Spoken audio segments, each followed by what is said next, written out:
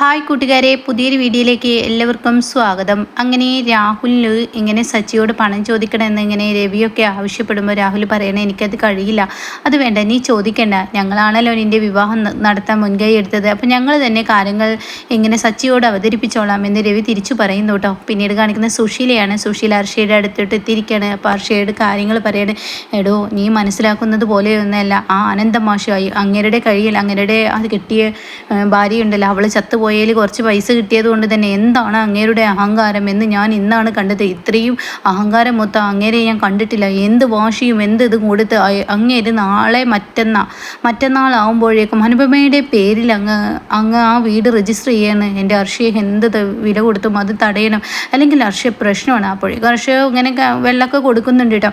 അപ്പോൾ എന്തായാലും നമുക്കൊരു വഴി നോക്കാം. എന്തായാലും അന്ന് ആൻറ്റി പറഞ്ഞില്ലേ, ആൻറ്റിയുടെ കുഞ്ഞമ്മയുടെ മകൻ മുരുകനുണ്ടെന്ന്, അവനെ വിളിക്കാൻ സമയമായി, അവനെ വിളിച്ചോളൂ, അത് തടയണം. അതിനു മുന്നേ ഈ വീട്ടിൽ നിന്ന് 2 ദിവസം മാറി നിൽക്കണം. ആൻറ്റിയും ഇന്ദ്രനും എന്നെ കൂട്ടിക്കൊണ്ടുവരാൻ വേണം. എന്താ പക്ഷേ നീ പറഞ്ഞത്? അപ്പോഴേക്കും രവി അവിടെ വരില്ലേ? രവി നിന്നോട് ചോദിക്കില്ലേ നീ 2 ദിവസം മാറി നിന്ന് കഴിഞ്ഞാൽ?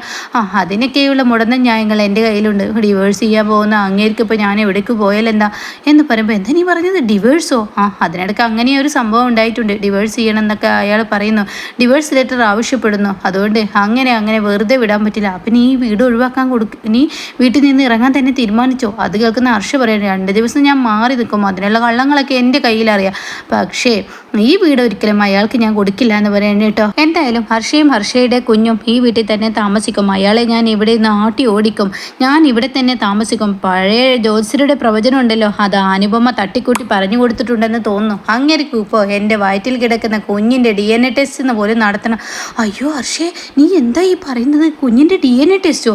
അത് കേട്ടോടെ തന്നെ DNA ടെസ്റ്റ് നടത്തണം എന്നാണ് പറയുന്നത്. അതെ, അങ്ങനെ ഇങ്ങനെ നടക്കില്ല. അത് കേൾക്കുന്ന സുശീല ചോദിക്കുക, അയ്യോ അത് നടന്നു കഴിഞ്ഞാൽ തീർച്ചയായും പെട്ടുപോവില്ലേ? എൻ്റെ സുശീല എൻ്റെ അതൊന്നും നടക്കില്ല. ഒരു അമ്മയുടെ അവകാശമില്ലാതെ ഒരു കുഞ്ഞിൻ്റെ DNA ടെസ്റ്റ് നടത്താൻ ഒരു കോടതി അവകാശപ്പെടില്ല. രക്ഷപ്പെട്ടു, എന്നാൽ പിന്നെ കുഴപ്പമില്ല. എന്തായാലും അങ്ങനെ ഞാൻ ഒഴിവാക്കാൻ തന്നെ തീരുമാനിച്ചിരിക്കുന്നു. പക്ഷേ ഈ വീട് ഹർഷ വിട്ടുകൊടുക്കില്ല. എന്തായാലും കാര്യമില്ലാത്ത കാര്യങ്ങൾ സംസാരിച്ചിട്ട് കാര്യമില്ലല്ലോ. ആൻറ്റി കുഞ്ഞമ്മയുടെ മകനെ വിളിക്കും. മുരുകനെ എന്നാ വിളിച്ച് നോക്കട്ടെ എന്ന് പറഞ്ഞിട്ട് ഫോണൊക്കെ എടുത്ത് വിളിക്കാൻ കേട്ടോ. എന്നാൽ ഈ സമയം മുരുകൻ ഫോൺ എടുക്കുമ്പോൾ മുരുകൻ്റെ മുഖത്തൊരു കള്ള ലക്ഷണമുണ്ട്. മുരുകൻ ഒരു കള്ള പുഞ്ചിരിയോടുകൂടി ഫോൺ എടുക്കുന്നു. ഇത് ഞാനാ, നിൻ്റെ സുശീല ആൻറ്റി.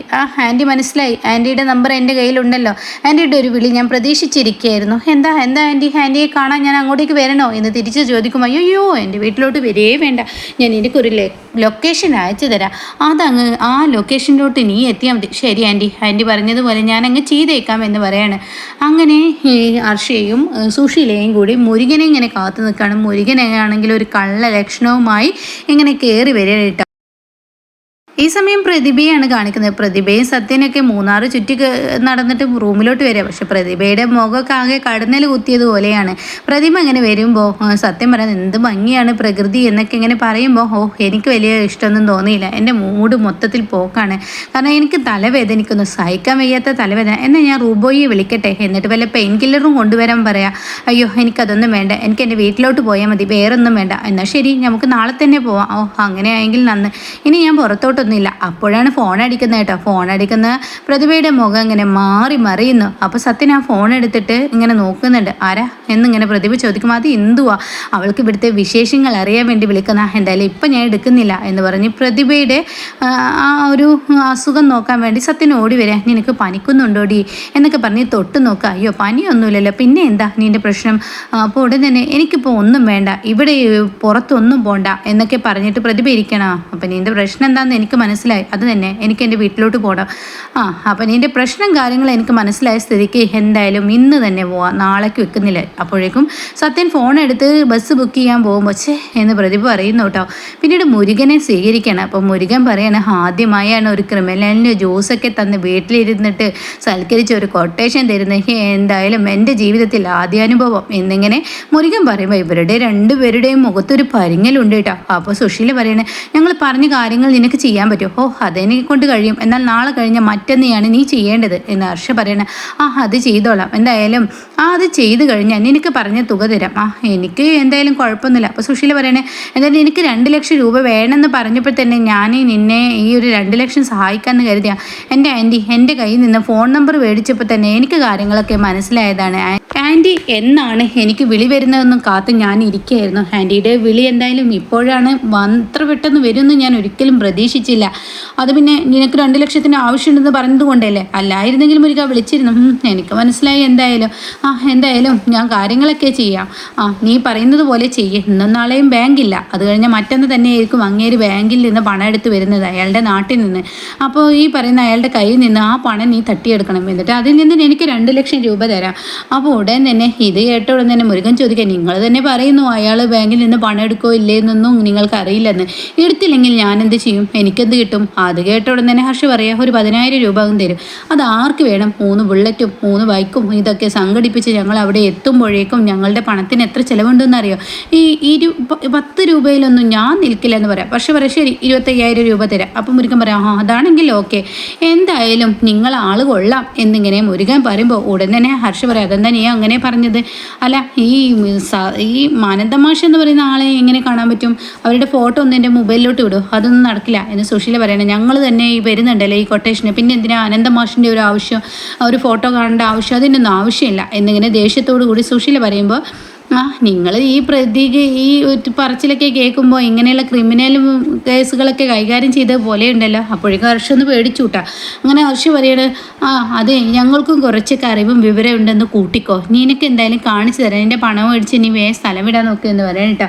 എന്നാൽ നീ ഇവിടെ അധികം നിൽക്കണ്ട, എൻ്റെ ഭർത്താവ് എന്ന് പറയുന്ന ഒരു ചൊറിയുന്നവനാണ്, അവനെ കണ്ടുവന്നാൽ തീർച്ചയായും ഇതിനൊരു പരിഹാരം കൊടുക്കേണ്ടി വരും, അതുകൊണ്ട് നീ പെട്ടെന്ന് പോകാൻ നോക്കുക എന്ന് പറഞ്ഞിട്ട് മുരുകനെ അവിടെ നിന്ന് പറഞ്ഞു വിടുമ്പോൾ ഉമ്മറത്തെത്തിയപ്പോൾ കാണുന്ന കാഴ്ച രവിയായിരിക്കും. രവിയെ കാണുന്ന സുശീലയുടെ കിളി പോവുകയാണ്, മൊത്തത്തിൽ പേടി വിറയൽ തുടങ്ങുകയാണ്. അങ്ങനെ രവി ഇവനെ കാണുമ്പോൾ തന്നെ ഒരു പന്തികേടുണ്ടല്ലോ, ഒരു ക്രിമിനൽ മൈൻഡ് എന്ന് രവി ഇങ്ങനെ ചിന്തിക്കുമ്പോൾ ഉടൻ തന്നെ ഇനി എന്ത് ചെയ്യുമെന്ന് മുരുകൻ ചോദിക്കുമ്പോൾ ഹർഷ പറയണം, ഒന്നും മിണ്ടാതെ മൈൻഡ് ചെയ്യാതെ അങ്ങ് പോയേക്ക്. അങ്ങനെ മൈൻഡ് ചെയ്യാതെ പോയേക്ക് എന്നിങ്ങനെ പറയുമ്പോൾ രവി ഇങ്ങനെ തോറിച്ച് നോക്കുകയാണ് സുശീലയെ നോക്കുന്നത് കാണുമ്പോൾ സുശീല പറയേ, എടാ വരിക, ഞാൻ എൻ്റെ ബൈക്കിൻ്റെ ബാക്കിൽ കയറാം, കാരണം എൻ്റെ ബൈക്കിൽ കയറി കഴിഞ്ഞാൽ എനിക്ക് പിന്നെ ഇയാളുടെ മുഖം കാണേണ്ടി വരില്ലല്ലോ എന്ന് സ്വകാര്യം പറഞ്ഞ് പെട്ടെന്ന് സുശീല തലയും താഴ്ത്തി ഓട്ടം ഓടുകയാണ്. മുരുകൻ്റെ ബൈക്കിൻ്റെ ബാക്കിൽ കയറിയിട്ട് സുശീല അങ്ങനെ പേടിച്ച് രവിയെ നോക്കുന്നുണ്ട്. എന്നാൽ രവി ഉള്ളിലോട്ട് അങ്ങ് കയറുമ്പോഴേക്കും ഹർഷ അകത്തോട്ട് കയറുകയാണ്. അപ്പോൾ ഹർഷയാണെങ്കിലോ ഇങ്ങനെ രവിയെ അങ്ങനെ തുറിച്ച് നോക്കുന്നുണ്ട്. അപ്പോൾ രവി ചോദിക്കുന്നത്, എന്തിനാണ് ഇവിടെ ക്രിമിനലുകളെ കയറ്റിയിരിക്കുന്നത്? അതിനാരെ ക്രിമിനലാണെന്ന് അത് പറഞ്ഞത്? അവനെ കണ്ടാൽ തന്നെ അറിയാം അവന് ക്രിമിനലാണെന്ന്. അയ്യോ അത് സുശീലാൻ്റിയുടെ കുഞ്ഞമ്മയുടെ മകനാണ്. അത് കേട്ടോടെ തന്നെ കുഞ്ഞമ്മയാണെങ്കിലും കുഞ്ഞമ്മണിയാണെങ്കിലും അവനൊരു ക്രിമിനലാണെന്ന് അവൻ്റെ മുഖത്ത് എഴുതിയിട്ടുണ്ട്. ഒന്നാമത് ആ തള്ള തന്നെ ഇവിടെ കയറുന്നത് എനിക്ക് ഇഷ്ടമല്ല. ഇതേ എൻ്റെ വീടാണ്, ആര് കയറണ്ടെന്ന് തീരുമാനിക്കുന്നത് ഞാനാണ്. എനിക്ക് എൻ്റേതായ സ്വാതന്ത്ര്യമുണ്ട്. നിങ്ങൾ ഡിവേഴ്സ് അയച്ചാൽ എന്നെക്കുറിച്ച് ഓർക്കേണ്ട കാര്യം നിങ്ങൾക്ക് എന്താ?